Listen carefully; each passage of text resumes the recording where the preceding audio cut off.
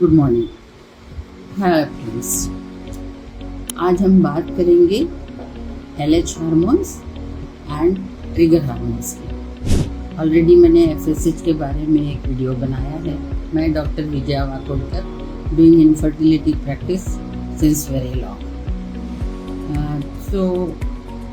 Egg बनाने के लिए, एग मैच्योर करने के लिए हमको कुछ ड्रग्स देने पड़ते हैं, रिप्रोडक्टिव ड्रग्स, गोनेडोट्रॉफिन्स। उसी में FSH देने के बाद जब एग की मैच्योरेशन का सवाल आता है तो LH हार्मोन, ल्यूटिनाइजिंग हार्मोन, जो एंटीरियर पिट्यूटरी से सिक्रेट होता है और वो ओवरी पे काम करता है। जो बने हुए एग्स है FSH के द्वारा, हम लोग ने जो एग्स बने हैं अभी तक मॉनिटर किए हैं, उसको और अच्छा करने के लिए एक LH हार्मोन होता है जो नेचुरल कंसीव करने के लिए एक LH सर्ज आती है, उसके बाद ही ओवुलेशन होता है।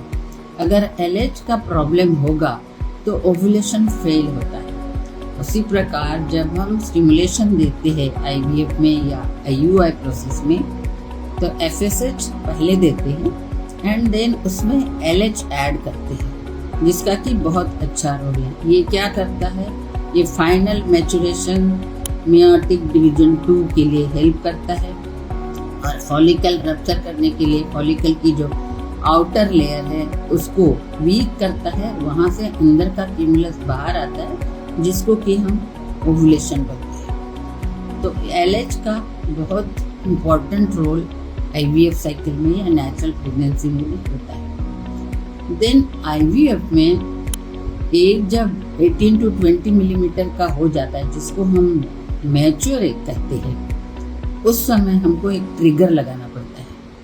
ट्रिगर मीन्स ओवुलेट करने के लिए एक हार्मोन है, HCG hormone, human chorionic gonadotrophin hormone. Generally वो प्लासेंटा से मिलता है, परंतु आजकल सिंथेटिक और नेचुरल दोनों आते हैं। यूरिनरी प्रोडक्ट भी आते हैं, प्रेग्नेंट महिला के यूरिन से बनता है वो, या सिंथेटिक आर्टिफिशियली बनाते हैं, वो प्योर बोलते हैं। ओविड्रिल या ओविट्रिल नाम से आता है, जिसका 50 माइक्रोन हमको लगाना पड़ता है। और HCG जो यूरिनरी प्रोडक्ट है उसको 5000 या 10,000 यूनिट लगाना पड़ता है। और ये तब लगाना पड़ता है कि जैसे वो ट्रिगर हमने आज लगाया, सबक्यूटेनियस लगता है और वो बहुत ही इम्पोर्टेंट है। अगर ये ट्रिगर का जरा भी टाइमिंग और वो गड़बड़ हुआ तो हमको एग्स मिलेंगे नहीं। और एग रप्चर होने के पहले, ओवुलेशन होने के पहले हमको सारे एग्स ओवम पिकअप में कलेक्ट करने हैं। तो जैसे हमको डे आफ्टर टुमारो 10 बजे सुबह पिकअप करना है, तो हमको आज रात को 12 बजे से 1 बजे तक ये इंजेक्शन लगाना है, ट्रिगर लगाना है। और एक्यूरेटली वही हार्मोन, चाहे मिडनाइट में आए चाहे रात को 2 बजे उसका टाइमिंग आए, जैसा हम डिसाइड करते हैं उसी समय वो ट्रिगर लगाना पड़ता है। पेशेंट को अच्छी तरह से काउंसलिंग करके वो ड्रग का, वो इंजेक्शन का इम्पोर्टेंस समझाते हैं और उस प्रकार से ये लगता है। और हमको ये नहीं है कि ये इंजेक्शन लग गया तो अपने आप ओवुलेशन हो जाएगा। अगर ऐसा हो गया तो सारे एग्स लूज हो जाएंगे, हमको हाथ में कुछ नहीं मिलेगा। तो IVF प्रोसेस में ट्रिगर लगाने के बाद 34 आवर्स में हम लोग को एग को कलेक्ट करना है। कलेक्ट करने के बाद वो एम्ब्रियोलॉजिस्ट को हैंड ओवर करना है और उसके बाद आगे की प्रोसीजर, फर्टिलाइजेशन एंड एवरीथिंग, वो बाद में करते हैं। तो ये दोनों इंजेक्शन का बहुत इम्पोर्टेंस है फर्टिलिटी के साइकिल में। अगर आप नेचुरल साइकिल भी करते हैं तभी भी आपको ये सारी प्रक्रिया से गुजरना पड़ता है। पर अगर आपके हार्मोन्स लेवल में कुछ कम ज़्यादा है तो फिर हम ये साइकिल को सक्सेसफुल नहीं मानते और फाइंड आउट करते कि किस हार्मोन्स की कमी है, क्या है।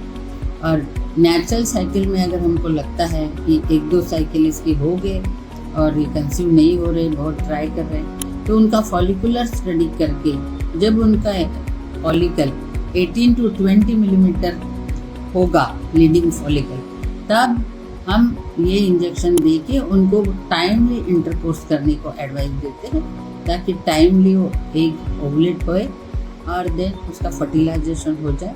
तो this is a natural process.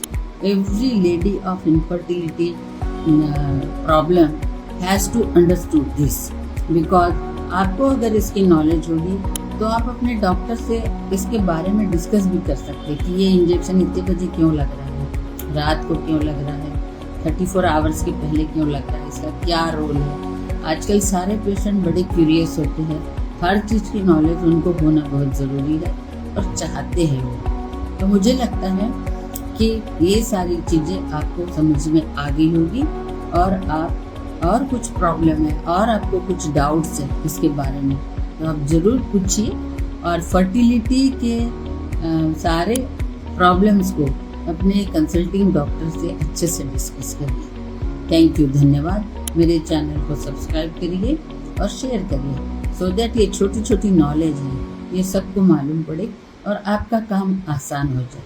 Thank you, धन्यवाद।